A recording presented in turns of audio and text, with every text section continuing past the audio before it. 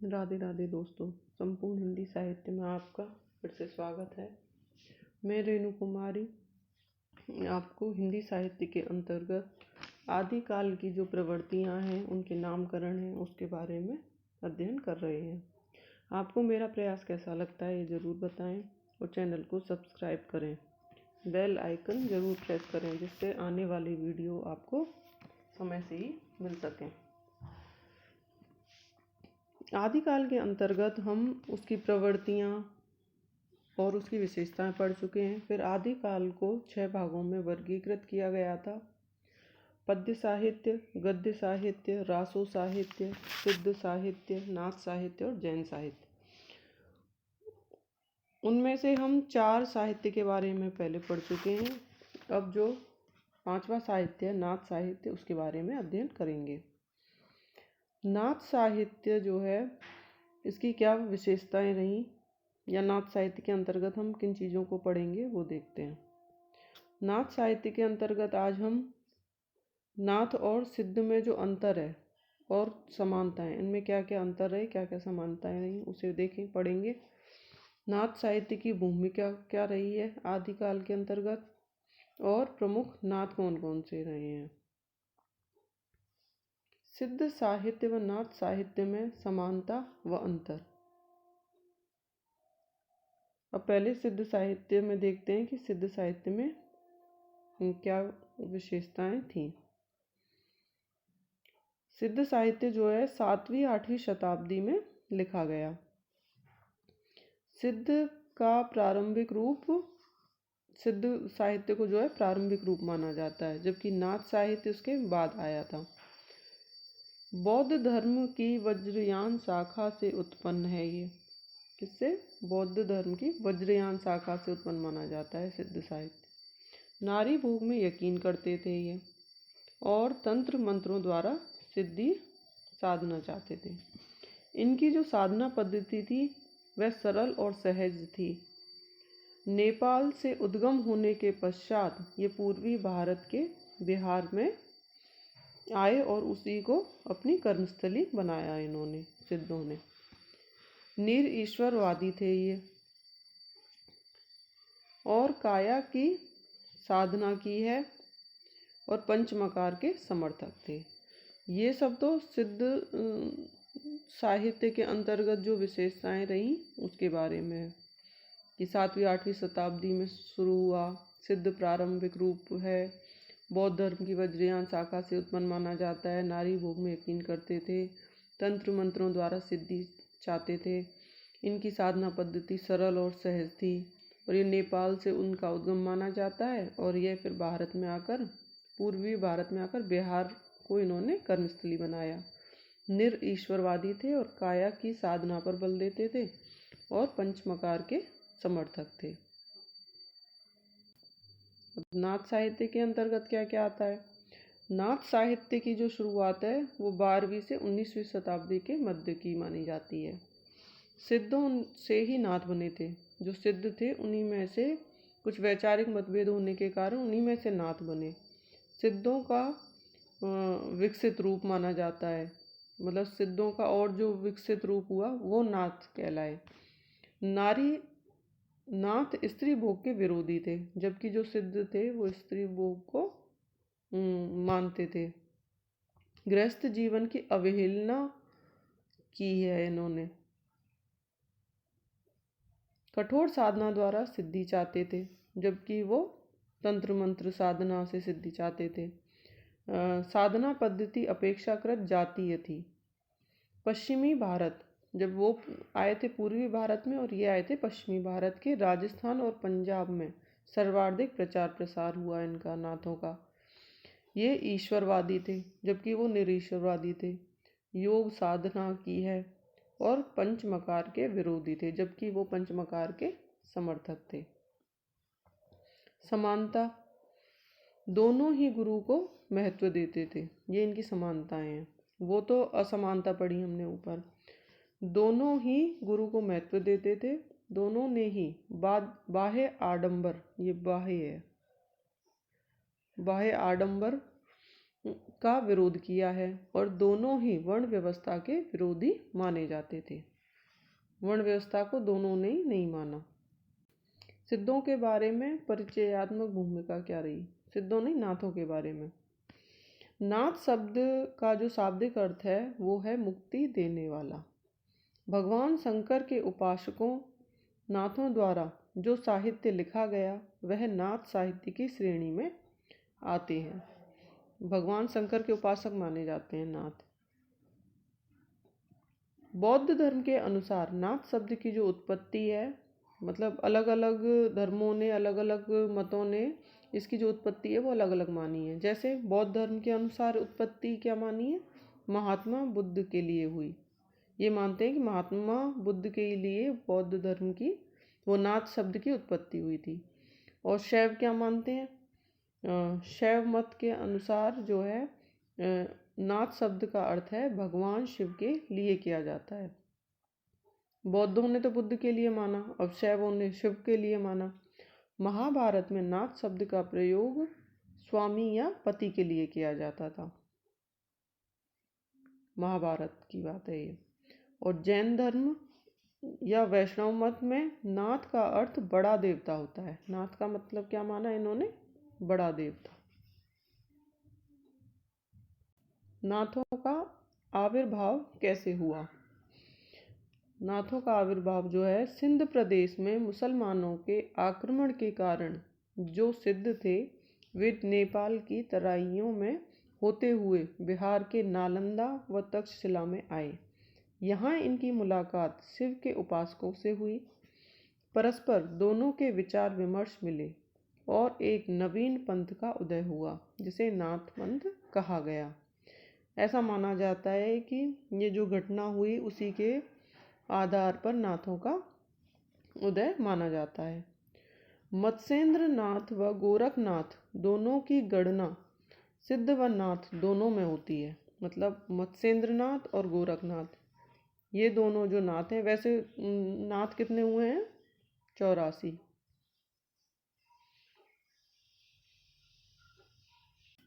84 सिद्ध हुए हैं। 84 सिद्ध हुए हैं और नाथ हुए हैं 9। अब 9 में से जो मत्स्येंद्र नाथ और गोरखनाथ हैं ये तो इनकी गणना तो किसमें? सिद्ध और नाथ दोनों में की जाती है।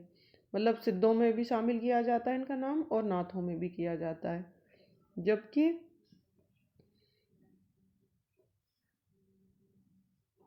जबकि बाद के जो सिद्ध हैं उनकी गणना नाथों में नहीं की जाती है। नाथ के प्रवर्तक कौन है? अब नाथ का जो प्रवर्तक है वह किसे माना जाता है? इसमें भी काफ़ी मतभेद होता है। ये प्रश्न काफ़ी घुमा के पूछे जाते हैं कि नाथ पंथ का जो प्रवर्तक है वह कौन माना जाता है। नाथ पंथ के आरंभकर्ता जो हैं मत्स्येंद्र नाथ माने जाते हैं। आरंभकर्ता तो कौन माने जाते हैं? मत्स्येंद्र नाथ। जबकि इसके वास्तविक प्रवर्तक जो हैं गोरखनाथ माने जाते हैं। अगर वास्तविक प्रवर्तक पूछा जाए प्रवर्तक तो गोरखनाथ माने जाएंगे। अगर आरंभकर्ता पूछ लिया जाए तो नाम आता है मत्स्येंद्र नाथ का।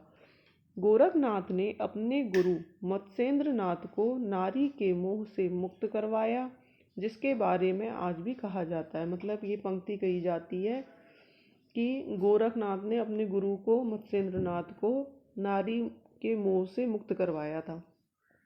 जाग मत्स्येंद्र गोरख आया, ये जो पंक्ति है वो आज भी कही जाती है कि जाग मत्स्येंद्र गोरख आया।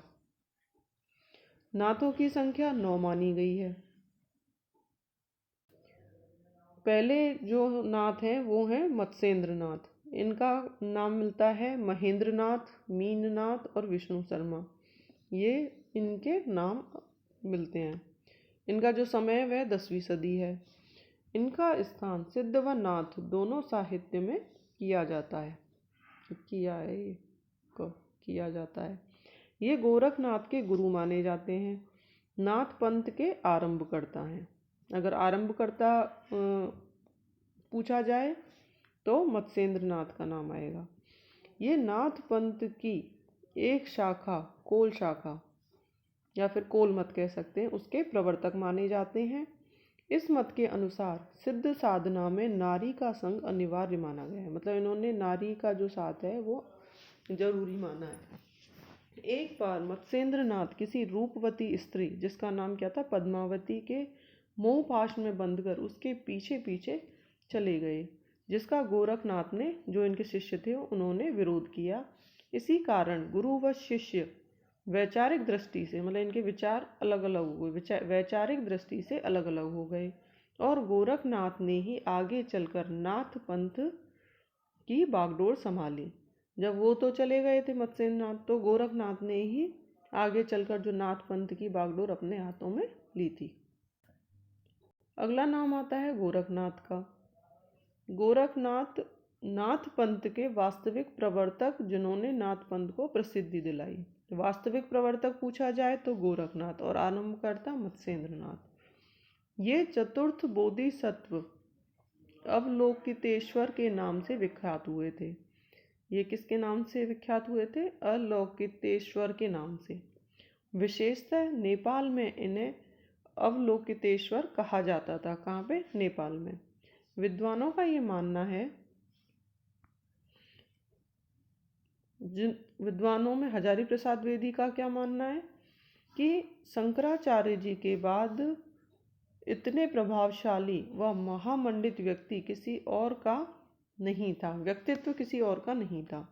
मतलब सबसे पहला नाम तो शंकराचार्य जी का आता है, उसके बाद अगर किसी को माना जाता है प्रभावशाली व महामंडित व्यक्तित्व जो है वो गोरखनाथ का ही माना जाता है। ये अपने युग के सबसे बड़े नेता थे।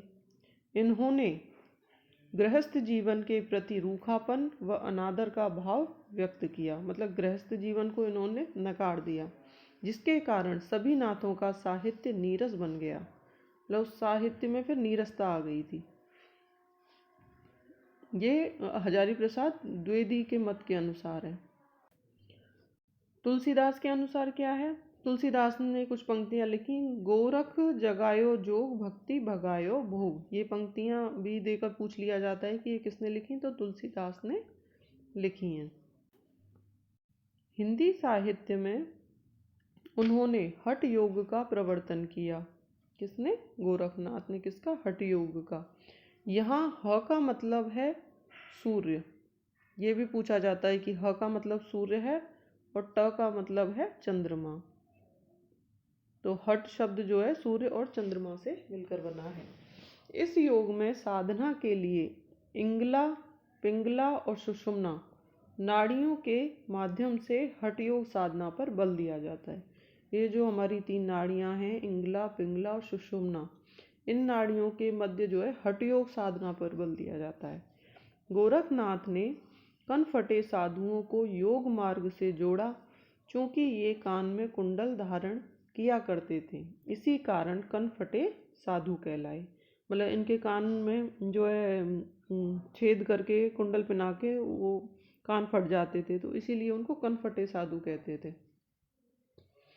हजारी प्रसाद द्विवेदी ने नाथ साहित्य को सिद्धमत, सिद्धपंथ या अवधूत मार्ग, या कह सकते हैं अवधूत पंच भी कहा है। किसने? हजारी प्रसाद द्विवेदी ने। हजारी प्रसाद द्विवेदी ने क्या कहा है नाथ साहित्य को? सिद्धमत, सिद्धपंथ, अवधूत मार्ग और अवधूत पंच। गोरखनाथ की रचनाएं। गोरखनाथ की जो रचनाएं हैं उनके बारे में देखते हैं।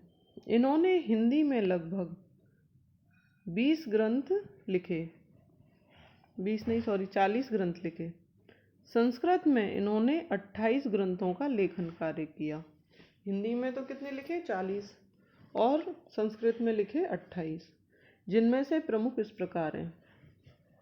जो संस्कृत में लिखे उनमें से कुछ के नाम यहाँ दिए गए हैं।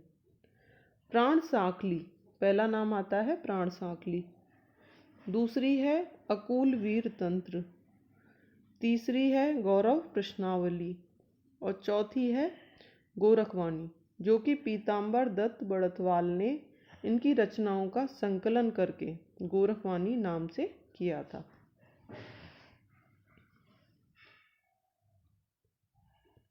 गोरखनाथ के बाद नाम आता है चरपटनाथ का। जो कि गोरखनाथ के ही शिष्य थे। इनका उपनाम क्या था? चरखानंद। जाति से ये ब्राह्मण थे। इनका समय जो है 13वीं शताब्दी माना जाता है। चंपा रियासत में इनके मंदिरों का उल्लेख मिलता है, अर्थात चरपटनाथ के मंदिर होने का प्रमाण मिलता है। मतलब कहते हैं कि इनके मंदिर भी थे। ये दिखावा करने वाले, स्वांग रचने वाले, वेशधारी योगियों को निकृष्ट योगी कहा करते थे। इनका मानना था कि ईश्वर को जीता जा सकता है, मृत्यु को भी जीता जा सकता है और मोक्ष की प्राप्ति हो सकती है। इन्होंने स्वयं इस सब को भरसक प्रयासों के बावजूद पूरा न करने के कारण इनको निकृष्ट योगी कहा है।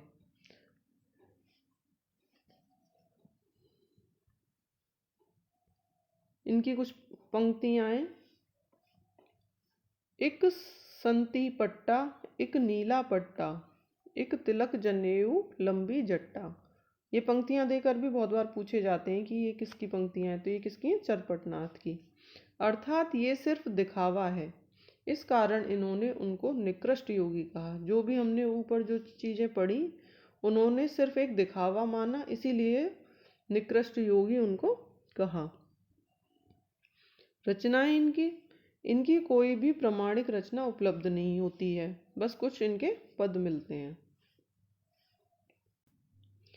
चौथा नाम आता है चौरंगीनाथ, जो कि गोरखनाथ के समकालीन माने जाते हैं। मतलब जो समय गोरखनाथ का रहा वही समय चौरंगीनाथ का माना जाता है। ये पंजाब के निवासी थे। इन्होंने दीक्षा प्राप्ति के पश्चात अपना नाम पूर्ण भक्त रख लिया। इनकी रचनाएं कौन कौन सी हैं? इनकी रचनाओं में प्राण सांकल्य, इनकी छोटी छोटी रचनाओं का संकलन पीताम्बर दत्त बड़थवाल ने, ये बड़थवाल ने चौरंगी नाथ नाम शीर्षक से संकलित किया। एक रचना तो इनकी है प्राण सांकल्य और दूसरी चौरंगी नाथ, जो कि पीताम्बर दत्त बड़थवाल ने संकलित की थी। अगला नाम आता है जालंधर का। जालंधर नाथ का समय है 14 से 15वीं शताब्दी। पंजाब का जो जालंधर नगर है वो इन्होंने ही बसाया था। नाथ पंथ के कोल मत, जो नाथ पंथ का जो कोल मत था उसी के समान ही अन्य मत, जैसे कोल मत था उसी तरह से कावलिक मत के जो प्रवर्तक हैं वो जालंधर नाथ माने जाते हैं। कोल मत के जो प्रवर्तक थे वो तो थे मत्स्येंद्र नाथ, और कावलिक मत किसने, इसके प्रवर्तक कौन थे? तो जालंधर नाथ। ये भी पूछ लिया जाता है, कोल मत के मत्स्येंद्र नाथ और कावलिक मत के जालंधर नाथ। इन्होंने सिद्धों व नाथों को अलग अलग किया। सिद्ध और नाथों को इन्होंने अलग अलग किया था जालंधर नाथ ने। इनके बारे में ऐसा कहा जाता है कि पंजाब के राजा गोपी चंद या गोपीनाथ भी नाम मिलता है, उनकी माता थी मैनावती। इनकी शिष्या थी किसकी? जालंधर नाथ की, जो इनके पास आती जाती रहती थी। गोपी चंद को दोनों के मध्य कुछ गलत प्रतीत हुआ, इस कारण गोपी चंद ने इनको मरवा दिया। जो गोपी चंद जो राजा था उन्होंने इनको मरवा दिया था। रचनाएं इनकी रचनाओं में 7 ग्रंथ मिलते हैं, जिनमें से 2 के नाम उपलब्ध होते हैं, विमुक्त मंजरी गीत और मगही। ये दोनों रचनाएं किसकी हैं? जालंधर नाथ की। अगला नाम आता है गोपीचंद या गोपीनाथ। मैनावती के पुत्र, जो पंजाब के किसी राज्य गुजरावाला के मुखिया थे, इन्होंने जालंधर नाथ को मौत के घाट उतारा था। जो अभी हमने ऊपर पढ़ा था वो ही जो राजा था जिसने जालंधर नाथ को मरवाया था, ये वही गोपीचंद है। इनकी माता मैनावती ने ही भक्ति के लिए इन्हें उकसाया था, जिससे मैनावती व गोपीचंद की रानियों के मध्य झगड़ा हुआ करता था, जिसकी गूंज पूरे पंजाब में सुनाई देती थी। गोपीनाथ ने लोकगीतों के माध्यम से नाथ पंथ को पंजाब तक फैलाया। जो गोपीनाथ थे उन्होंने लोकगीतों के माध्यम से ही नाथ पंथ को आगे बढ़ाया और कह सकते हैं कि पूरे पंजाब में फैलाया था। अगला नाम आता है सातवां, गहनीनाथ। गहनीनाथ या गैणीनाथ भी इनका नाम मिलता है। इनका समय 13वीं शताब्दी है। इन्होंने गोरखनाथ को अपना गुरु माना। इन्होंने संत सानेश्वर के पितामह जो गोविंद पंथ को शिक्षा दी। नाथपंथी होने के बावजूद इनके काव्य में श्री कृष्ण के प्रति अपार श्रद्धा मिलती है। वैसे तो ये नाथपंथी थे, नाथ तो शिव को मानते थे, पर जो इनके जो काव्य मिले या इनकी जो रचनाएं मिली उनमें श्री कृष्ण के प्रति अपार श्रद्धा देखी जा सकती है। आठवां नाम आता है ज्वालेंद्र नाथ का, या कहीं कहीं नाम मिलता है ज्वालानाथ। समय 14वीं शताब्दी है इनका। 14वीं शताब्दी के आसपास का माना जाता है। विद्वानों का मानना है कि ये गोपी चंद के गुरु थे। जो गोपी चंद हमने अभी ऊपर पढ़े उनके गुरु माने जाते हैं ज्वालानाथ। गोपी चंद को इन्होंने कुएं से बाहर निकाला और उन्हें अमर होने का वरदान मिला। आखिरी नाम आता है नाथों में आदिनाथ का। आदिनाथ जो है इनका नाम शिव भी मिलता है।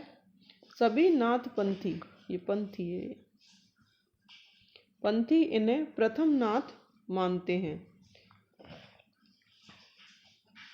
जो सभी नाथों में इनको प्रथम नाथ माना जाता है और इन्हें नाथ पंथ का अलौकिक प्रवर्तक भी मानते हैं। मतलब आदिनाथ को जो है भगवान शिव का ही एक तरह से अवतार माना जाता है। तो कहते हैं अलौकिक प्रवर्तक कौन है? आदिनाथ। इस प्रकार जो है हमारे नाथ साहित्य के बारे में जो 9 नाथ हैं उनके बारे में पूरा होता है। और इससे आगे हम रास साहित्य या कह सकते हैं जैन साहित्य, उसके बारे में अध्ययन करेंगे। आप चैनल को सब्सक्राइब करें और वीडियो को लाइक करें। आपको मेरा प्रयास कैसा लगता है ये कमेंट के माध्यम से ज़रूर बताएं। राधे राधे दोस्तों।